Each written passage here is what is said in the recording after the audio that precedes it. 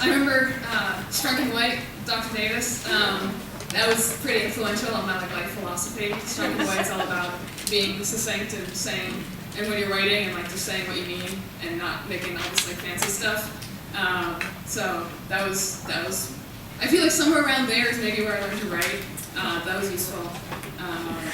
Yeah, I don't know. It's really hard to sort of encapsulate everything, but there's just definitely a lot of, I'd say, a lot of fun memories. But really, it wasn't obviously all classes. Like they were saying, robotics was a big thing, and I hear it's still a big thing. This is what I looked like freshman year. That little mousy person. Had a good time. I remember, I think it was my first year, I got to be in charge of the bumpers. And that felt so huge, because it was my project, and I got to decide how it went. So that was to make sure if a robot bumped into other robots, it didn't break or anything. That was super fun. And then probably, I did all the musicals, and I was pretty into theater stuff when I was here. And probably the crowning achievement that I felt like I achieved at BUA was I got to direct our senior play, Dr. Horrible's Sing-Along Blog. I don't know if everyone's heard of that. But yeah, I got to kind of put that all together. I don't know that's awesome that you guys are doing a senior play now. I don't know there was not a huge amount of infrastructure in place at the time for that. It was very ad hoc and kind of scouring down a place to do it and figuring out how to do auditions and everything. But that was kind of probably honestly still to this day one of the proudest moments was watching opening night of that show and just being wow, I made this happen. So that was pretty fun. That's me in the corner with the hat, because I thought if you're a director you have to have a cool hat. And that's my little brother, who was the mascot of the show. Anyway, as you can see, I kind of was all over the place, didn't really know exactly what I wanted to do. I liked making robots, and I liked music and theater, and I liked Chinese. I was I don't know what to do. I guess I'll go to a place where I can continue to do all of these random crazy things. Which is how I ended up going to Chicago. I visited this place, and it felt like BUA on steroids. Super nerdy people into all these cool random things. I was yeah, I could deal with this. But yeah, so I continued kind of along a similar path, I guess, in terms of the classes I was taking. There's a bunch of Chinese. I spoke Russian from growing up with my family, and so I took some classes in that just to feel like I actually knew what I was doing. In terms of learning the grammar and how to write and stuff like that. And then kind of following along with that, I did a bunch of study abroad. I did a semester in Beijing and a semester in London while I was in school. And that definitely, honestly, if I have any academic advice for anyone, it's do study abroad if you ever have the chance, because that's how you figure out how to be a grown-up. It was especially, I'd say, my first time going to Beijing by myself. I was 18. And I just have this super strong memory of getting on the train in Chicago to get to the airport, and I had my big hiking backpack on and my guitar on my side. I was I've made it, I'm a grown-up, I'm going to China. So if you ever have a chance to do something like that, it was super fun. But yeah, so I took all these kind of random classes. I was pretty into the Chinese stuff still. I ended up majoring in Chinese history, and then I also got minors in Russian studies and molecular engineering. Because basically my last year in school, I was this is all cool, but I want to go back to how do you actually make stuff. And so I took a bunch of engineering classes and ended up with a minor in that. So yeah, again, I still would say, not necessarily clear on what exactly I want to do with all this, but there's a lot of cool stuff out there in the world that you can do and learn. So I kind of just did a bunch of that. And then again, I took a lot of classes, but this is really what I spent my time doing in school. And this is still what I really spend my time doing in real life. Music is kind of my main, I guess, hobby or passion or whatever you want to call it. It's kind of how I made friends. And I guess that's, another takeaway, I guess, from my life so far is, if you find a thing that you can do that makes you feel chill and comfortable around other people, and for me, that was music. That's really powerful because there's a lot of stressful stuff, especially when you're in high school and college and stuff. You don't know what you're doing with your life, but if you can find something that kind of calms you down and makes you just feel chill and able to connect with people, that's a recipe for finding some kind of calm in the storm, I would say. So yeah, I made my best friends in school over late nights with the guitars in the dorms. So yeah, again, if you like, people like to paint this whole picture of how you're super like academically focused, and that's all true. But I think kind of when you really look back on how you remember things, it's like 1/10 the classes and like 90% like all the stuff outside of that you were doing. But yeah, so along the way, I did a bunch of like internships and stuff, and I again like wasn't sure really what I wanted to do. I knew I was into languages and international stuff, so I tried a bunch of kind of nonprofit and like government-related internships. I had this internship with the State Department where I was like translating news and doing like research projects and stuff. That was cool. It kind of made me think working with the government or a big nonprofit or something like that is like a cool idea, but in practice, at least when you're starting out, the work you get to do is very, I would say, like low level and hard to make an impact, and nothing ever changes based on the things you do. So I was like, I don't know if I'm so excited about that. So I decided to look into how to do kind of similar stuff, still using the languages and like the writing and those kinds of areas, but more in a, I guess, like for-profit mindset, because things tend to move faster when I guess there's money involved. I don't know. But yeah, so I started doing some, I guess, like international communication stuff. I was like, what can I do that lets me use Chinese that you can get paid? So I got this internship, like entry-level job thing, with our communications department at Chicago, where I got to be like, just like doing our Chinese social media stuff and just a lot of just, I guess, like general marketing work, which really just means like writing stuff and reading stuff and putting stuff on websites. That's mostly what that is.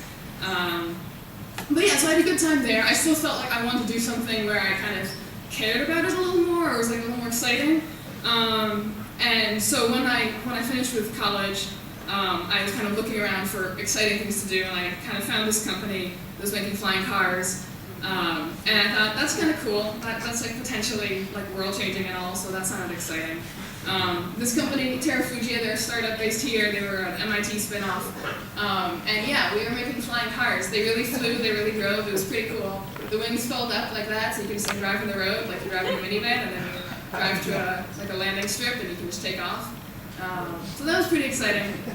And again, so I started out there kind of on this like marketing front, which really I think is a generic job for people who know how to write, I guess, and can like put stuff together. But it became clear pretty quickly that there was also an opportunity on the China front here.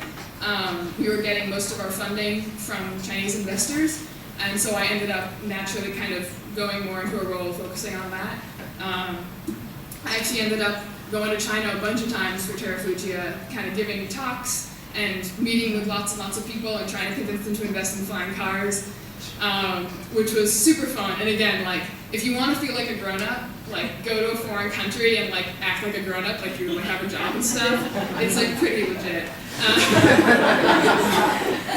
I had a good time. I remember when I was, this picture here was one of the first times I was giving a talk, and it was a room like 10 times bigger than this, and I was like, oh my god, what am I doing? But it worked out. And then eventually we ended up actually getting acquired by a Chinese company. It's the largest privately owned car company in China. And some of you might have heard of it, Geely. Yeah, so I ended up moving more into sort of supporting this and kind of, I guess, a sort of a liaison role, helping our Chinese partners kind of understand what was going on the US side and kind of sort of communicate back and forth a little bit. And then we ended up writing this like 200-page business plan document. It was kind of like a senior thesis. It was like everything you could possibly say about the project, and then it had to be translated. So that was a huge project.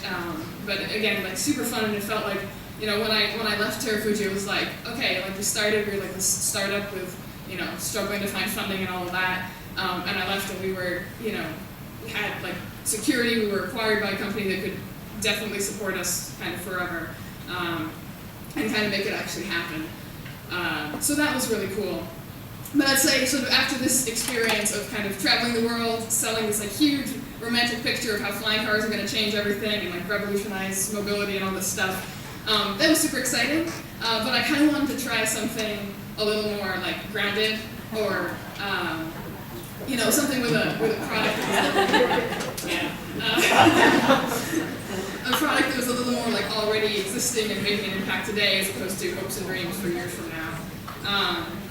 A startup based here in Boston, but in contrast to Terrafugia, when I joined, we already had like a few actual customers who were actually using our product and paying us, so that was different. And it's good when you're at a company for you to have customers that pay you. That's something I've been learning about business. But so what Tive does in a nutshell is we help manufacturers of products like electronics companies or pharma companies, anyone who makes anything, when they're shipping it around the world between their facilities, we help them keep track of where it is. So we have this little tracker that tells you where stuff is and the condition of that stuff, and it sends all that data to our cloud-based software platform. And so again, what I've been doing here, I started out kind of on the marketing front. I was actually employee number 7 at this company, so basically we were like a tiny group of people who didn't really know what we were doing, which is more fun that way. Basically started out kind of on the marketing front, handling, again, all the marketing is like a big term for a bunch of like businessy stuff that is sometimes a little unrelated. I was managing like our events and our PR and our website and our like blog posts. Like it's basically just like a big term for like all the stuff that the engineers don't want to do. But yeah, so I got to travel the world with this company too, a little less exotic locations, places like Phoenix and Atlanta with conferences about supply chain.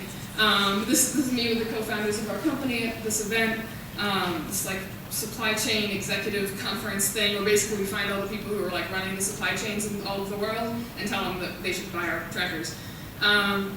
So that was fun in its own way because it was a little more, like you could talk to a customer and like get them excited and then move forward, and then you'd actually be helping them solve a real problem they're having like today, as opposed to getting them excited about something they'll have 2 years from now. So that's been really fun. And then the other thing, sort of, I guess, about a year ago, as we started getting more customers, it became clear that we needed to have some kind of like customer management person. We didn't have anything for that. So I kind of, it took on, in addition to the marketing stuff, this customer success role, which basically means doing all the things to make sure your customers have a good time and come back for more. And that was something where I kind of took it on because there was no one to do it and we needed it because we had all these customers and like there was no one to deal with them. And I was kind of nervous because I was like, I'm an introvert and a nerd and I don't want to talk to people. But it actually turned out to be super fun because you got to like help people like on a daily basis, like solve their problems and like kind of troubleshoot like kind of complicated technical problems and figure out how to help people. And then they're super grateful when you help them. So that's been really fun. And yeah, it kind of helped me discover that like in addition to just doing like all these sort of marketing projects that are kind of behind the scenes, I can actually also come sort of in front of the scenes and actually work with our customers face to face. So that's been pretty cool, and also something where I think like moving forward, something where I've now learned this is a thing I can do and I enjoy doing. So definitely I'm glad that I was kind of thrown into that a little bit. But then again, so like it's easy to sort of encapsulate your life with like your school or your job or whatever classes you're taking. But really I'm doing all the stuff outside of that has nothing to do with that is also like mostly what I care about. I'm on a few different soccer teams here, which is super fun. That's one I think regret. I kind of got out of sports when I was like super into school at like BUA and NTU Chicago. And if you can, like I think sports are probably good for you. Like they make you happy and they give you like endorphins, so do them. Yeah, I hear. I don't know. I'm still doing a bunch of musical theater stuff, which I didn't know you could do as a grown-up, but it turns out you can. I was just in a musical with the MIT musical theater group, Legally Blonde, which was like incredibly fun and like very silly. But so I'm continuing to do that kind of stuff. It's a little tricky. I mean, I remember it being the same when you're in school and trying to do theater. It kind of takes over your life and you can't do anything else. So that's still true when you're a grown-up, but you kind of still do it because you have to, because it like gives you so many endorphins. So that's been fun. And then the other big main thing I do is I'm in a lightsaber stage combat club. So we play with lightsabers and people clap and it's great. This is some pictures from that. We also marched at the Pride Parade last year, so we get to be like, we like every kind of people and also Star Wars, and it was pretty fun. And so, I mean, there's not a clear, like, necessarily thesis statement or, like, focus for, like, what my life is so far. I guess I have a little more time still to figure that part out. But I guess if there's any kind of takeaway so far for me, it's like you don't really have to decide. And it's actually kind of more fun if you do all the random things. I feel like, especially, I don't know what it's like for you guys, but for me, I feel like there's sometimes a lot of pressure to, like, stay on some kind of path, either from, like, your parents or your teachers or just, like, your own brain telling you, like, the right thing to do. And, like, that path is probably, like, get good grades and go to a good college and then get a good job and all that stuff, which is, like, good. You should totally do that. But, you know, I think sometimes it, you know, for people who maybe are used to, like, a lot of pressure just to do that, it can be good to remember sometimes to, like, kind of take a step back and look at the options and see whether there's maybe something else you want to try. And it doesn't have to be like, oh, I want to, you know, drop out of school and go, I don't know, go somewhere at, like, underwater basket weaving or something. Like, it doesn't have to be super, like, dramatic, but I think in general it's super easy to not notice opportunities if you're super focused on a path. And I guess that's what I've kind of been figuring out so far is, like, there's a lot of cool stuff out there, and not all of it is, like, makes obvious sense. Maybe, like, when I'm 80 and I look back, I'll be like, oh yes, it made sense that I studied Chinese and played with lightsabers and, I don't know, like, made robots when I was in high school, and it'll all make sense in some giant plan. For now, it feels like a bunch of random dots, but, like, they're cool random dots that were fun, and I figure you kind of might as well just keep, you know, trying to find as many things that make you happy as possible. Because that's kind of the hardest thing, right? Like, you have to spend most of your time doing what you're supposed to, but, you know, ultimately the point is to be happy, so you kind of have to figure out what of those things that you're supposed to do is actually gonna, you know, bring some excitement to your soul. So I don't really have any, like, concrete advice. I don't know if I'm supposed to for the young people here, but that's kind of what I've done so far. Definitely happy to, like, answer any questions about any of this. I also have my contact information here if anyone wants to, like, reach out or has any questions for me offline. That's pretty much all I was going to talk about. Definitely, I guess, open up for questions.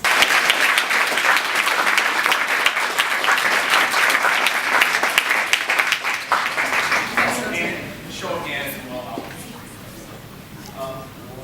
So what exactly do you do in the lightsaber movement? How do I do Great question.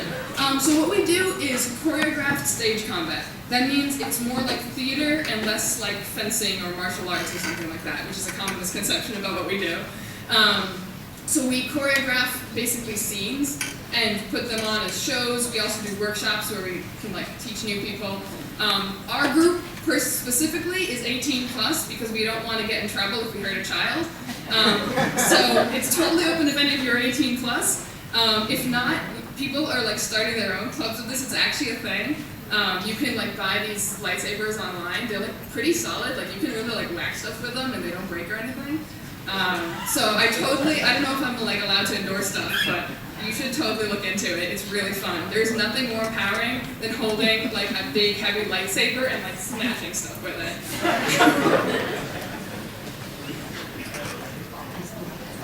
If you could stand, speak loudly. Yesterday I spoke without the microphone and I heard it's hard to hear, so I just stand. Did you get into Chinese while taking classes at BU, or did you like it before you came here? Yeah, great question. So there was a Chinese language program in my middle school that I went to before coming to BUA, so that's kind of how I started. I think the reason for that was that I think we have a lot of Chinese immigrants in our district, so they decided instead of teaching us Spanish, they teach us Chinese. But I'd say that's kind of how I started, but then definitely where I kind of got more into it and thought this is something I really want to focus on was taking BU classes, and especially I'd say my senior year at BUA where I was taking, like, third-year Chinese and Chinese history and this Chinese literature seminar, and I was like, I don't seem to be sick of it yet. So I was like, maybe that's a sign I should keep doing it. And definitely, yeah, the opportunity to do all those different sort of pieces of it, I'd say, was a big part of why I decided to continue with it.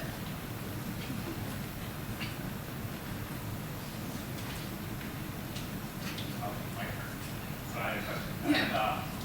Sorry, I got a boring question from such an interesting person, but I've noticed a theme with our own studies, speak to and heard from, in which alumni are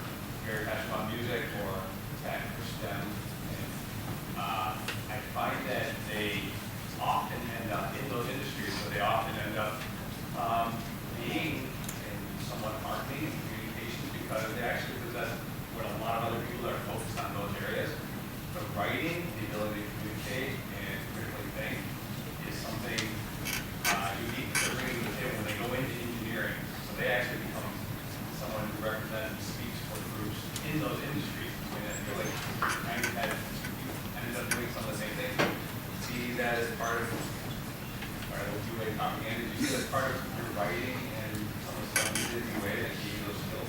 Yeah, I mean, I think the ability to communicate about technical things and in general to communicate with different kinds of people is actually huge. And I'd say it's kind of often talked about, like, it's like writing skills and communication skills.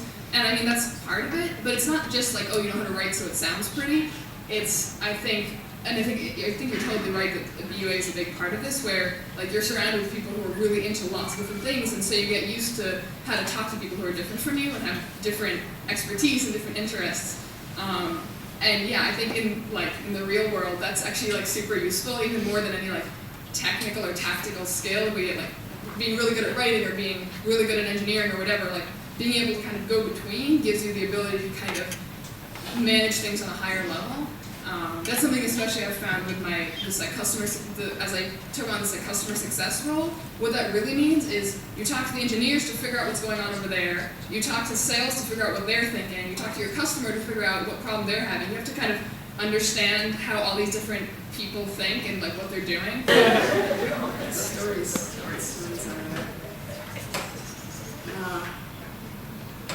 I mean, the biggest. This isn't like a. Do I have any like stories that are like slightly embarrassing? I mean, honestly, like the biggest thing that I remember in terms of like classmates was the Dr. Horrible show that we did, because we just spent like all day every day together working on it, and I was like I'm still kind of like nervous to talk to people, like introverted and stuff when I'm not on stage in front of people. But like I was like, it was like, you know, it's tough to make friends when you're in school and whatever. And I just remember feeling like we were like super like connected. We were like so grouped. It was like putting on this, like we're on this like adventure to make this thing happen. And there were like so many, like for one point like we couldn't find a space at all, because apparently like in all of BU there were no theaters or something. We had to like we found this like auditorium classroom eventually that we ended up using. It was awesome. It worked out great. But I was like, there was like a week there where I was like freaking out that like we're gonna have to like perform in the street. But yeah, I don't know. I mean, what was there? I mean, there were lots of like awesome philosophical arguments in Dr. Davis's philosophy short course. I don't know if that's still happening. But yeah. I'm trying to find it here, struggle a little bit to find that example when she was actually voted to be the senior class speaker at a senior class dinner, and she sang to the class rather than giving a speech. That's just like one of the many daddies. I couldn't think of anything to say, so I was like, I guess I'll play the song instead. That's too many.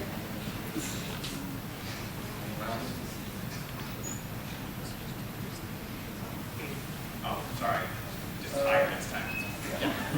Like, what kind of music do you do? Yeah, mostly a lot of like folk kind of stuff. Anyone heard of the Everly Brothers? Yes. Born.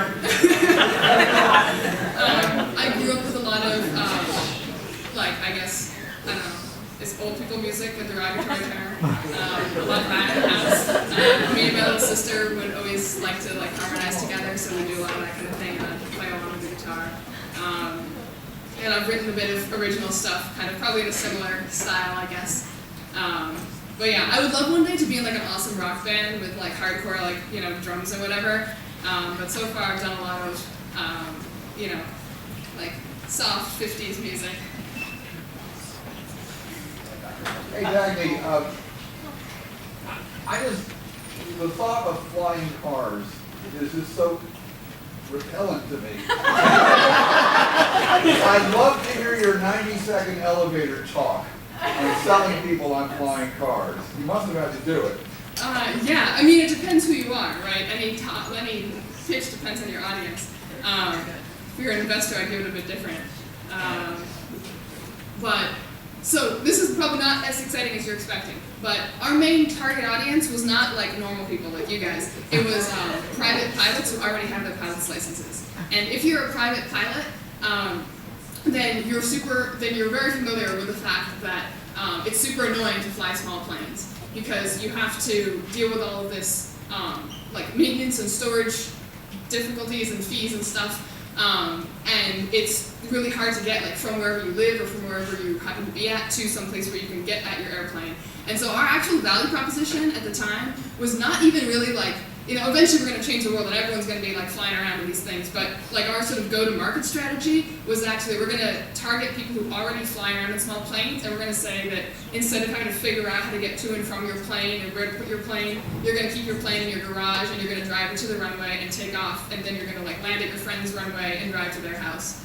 And it's not as like exciting if you don't happen to already be a private pilot, but it has the advantage of being a market that already exists and a customer base that are already spending money on planes. So that's kind of actually where we started. So it's really more of a plane that you can drive than a car that you can fly. Yes, we actually called it a roadable aircraft, which also, if you look at it, and you're like, is that vehicle a car or a plane? If you have to choose, it is a little more planey looking, I'd say. So it's very much like it's a plane that has a few extra cool advantages because it can also drive on the roads. Does it have a license plate? It does. This test model didn't, but it does have like a Massachusetts license plate, like a normal one. Yeah. And it has windshield wipers.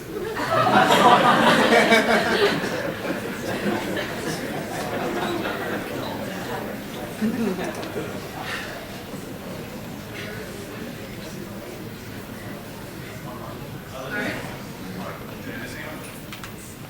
Other than off their last band, do you see a Tive of something that you would be interesting where you see it going, or do you see? Good question. I mean, I live my life about like a day at a time. Long-term plans are hard, but I'd say, I mean, I'm happy at Tive right now. Like I said, the opportunity to get to like have this like, new role and be involved in all these different things. Yeah, again, like at a small company, you get to kind of do everything. That's been really fun. I think at some point I would like to try something like one thing I liked about the flying cars was being in an industry that like was obviously exciting and like potentially like world changing and all that, and that it still has some appeal. So I think probably whatever I do next maybe would be something that is a little more like just exciting on a gut level. I think that's kind of one of the challenges is like the supply chain space is actually really important. Like it governs how like all of your stuff gets to you and gets all around the world. So it's actually like really matters, but it can feel a little bit less exciting when you're talking about it and when you're thinking about it. And like, I spend a lot of time writing and talking about supply chain. So like, I feel like I've gone into that a bunch, and it'd be cool to maybe do something I'm personally a little bit more excited about at some point. But like I said, the work I'm doing has been really fun and a good opportunity. So we'll see, one day at a time.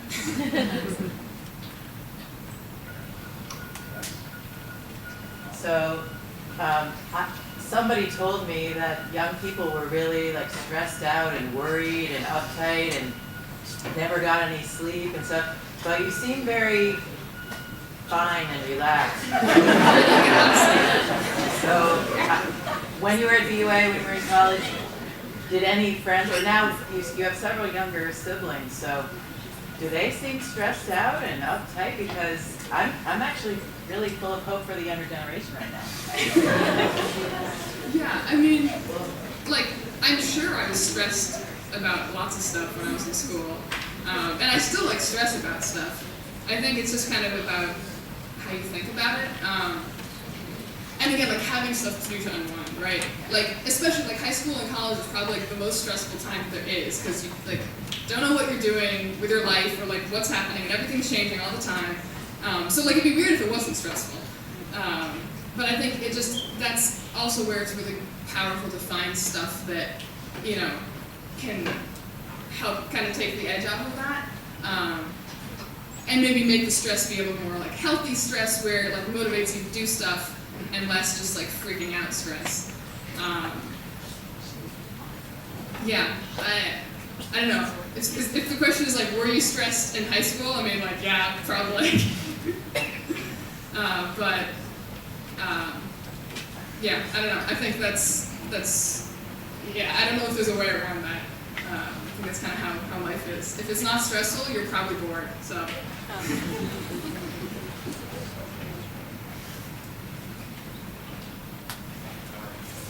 Sure. I just want to say, last time we spoke, I was under the impression that this room is being used by another group afterwards. It is not. So when we are done, you can stay back for a moment and get a chance to talk to Dagny one-on-one if you want to ask about something. But I wanted to add to your last point, the last question. I'd love to be part about the music, being a big piece of whether finding friends or stressing. And I think it's important whether you find it in chess, sports, or anything else, or find it in music. That's one of my favorite parts of your messages today. And thank you on that. You were always, as you said earlier, chill and having a super fun time. Put me on that. Remember of Dagny. And I appreciate that message. All this said. Please give it up for Dagny today.